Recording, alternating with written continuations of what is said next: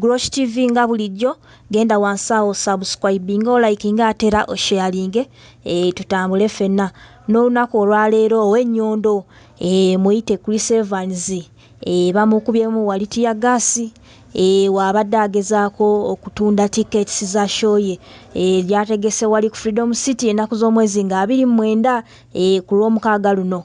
Ono abadde ne Mary Butter ne ttiimu ye oba bayite ba diehards be bano babadde bagezaako okulaba nti batambuza tickets zino. Bano balaze obutali bumativu era nga si basanyufu ku ngeri poliisi gye bayisizaamu okubakubamu tear gas. Poliisi egamba nti ebadde egezaako okutangira okusaasaanya obulwadde bwa Ebola obukutte wansi ne waggulu.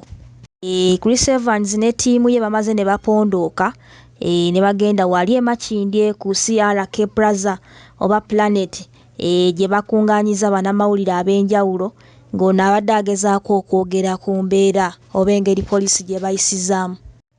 Weekuumire ku Grosh TV tujja kuba tukutuusaako amawulire amalala mangi nnyo ku mbeera ebaddewo wali mu wino nga Chris Evans agezaako okutunda tickets ze. Weekuumire weekuumizi ku Grosh TV genda wansi awo subscribing likinga atera osharinge.